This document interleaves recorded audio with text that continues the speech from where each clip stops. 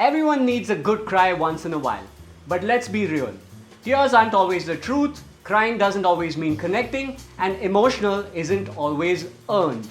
Hi, I'm Sudhish Kamath and welcome to Frequently Made Mistakes, the show where we break down movies not to mock them, but to fix them. If movies are a mirror, sometimes we got to wipe off that melodrama. You know that feeling that sometimes a movie is nudging you so hard to make you cry that it feels like emotional blackmail? Today we look at the drama queen of all mistakes, Pathos Overload. Our case study today is Laal Singh Chaddha, a film that had the bones of an epic, the blueprint of Forrest Gump, but well. Let's cry a bit about that spilt milk today. What went wrong? Could it have been fixed? Stay on and find out.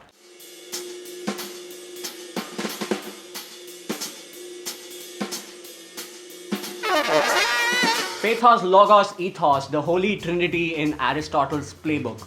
Logos is logic, ethos is credibility, and pathos, well, that's emotion. It's what makes us root for the underdog, cry at breakups, and cheer when a dark horse finally wins. When done right, it bridges the gap between character and viewer, it builds empathy, it delivers catharsis. Pathos is not sadness, it's human truth. It's about evoking emotion, not forcing it. It's like sugar in your chai. If it's too little, it makes the tea bitter, and if it's too much, you won't be able to taste the chai. When filmmakers over-rely on pathos, emotion becomes manipulation, tears get in the way of truth, and sadness is mistaken for soul. That's where a lot of stories like Laal Singh Chaddha stumble. Because emotion should come from character and choice, not circumstance and tragedy. Pathos must serve the story and not swamp it. So let's dive into Laal Singh Chaddha. It's the official adaptation of Forrest Gump, and on paper it mirrors the same graph. A simple man living through historical milestones. But the lens, entirely different. Now Forrest Gump says, Mama always told me life is like a box of chocolates, you never know what you're gonna get. And Lal's mom told him that life is like golgappe, even if the stomach is full, the heart craves more. The first is about surprise. The second about craving, ennui.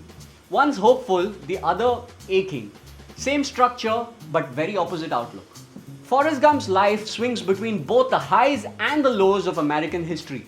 Sure, there was war, assassinations and all that, but there was also football fame, becoming a war hero, ping-pong diplomacy.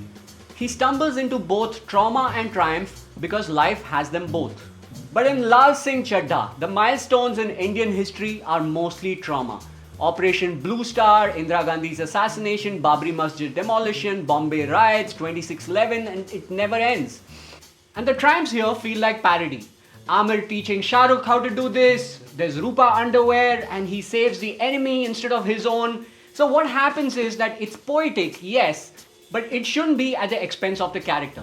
Because there's a difference between laughing with him and laughing at him. So even when he experiences something joyful, like fatherhood, the makers want us to laugh at him and not with him.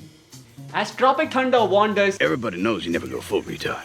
You lose the nuance, you lose the honesty, and you lose the audience. By the time Amir finds the restraint and dignity for Lal, it's too late. But the final act is still proof that tearjerkers are most effective when you don't overdo the emotion. As the quote goes, drama is not when the actors cry.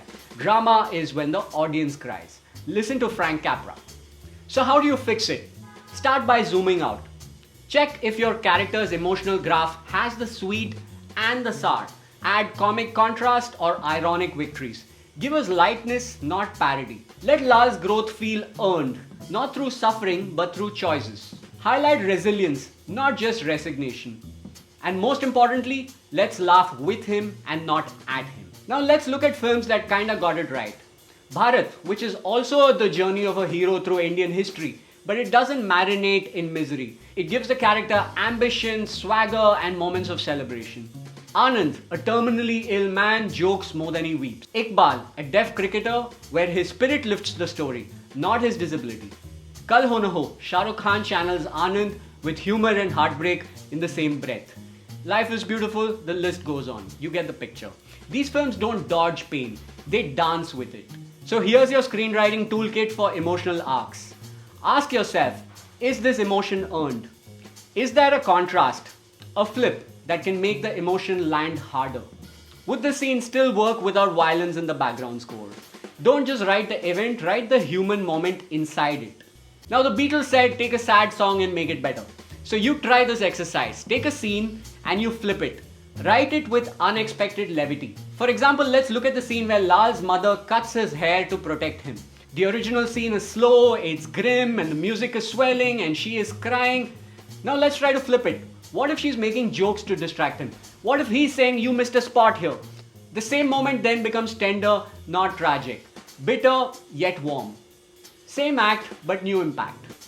Emotion doesn't have to come from pain alone. Sometimes truth shows up when you're least expecting it. Like a tear in the middle of a laugh. Pathos is not a mood board. It's not tears on cue. It's not playing the same note till the audience is numb. It's the truth, it's contrast, it's the relief that lets the grief hit harder. So next time you write, don't just aim for tears, aim for truth. That's all for this episode of Frequently Made Mistakes. Until next time, remember, don't just try to pull at heartstrings. Compose the whole symphony. Bye.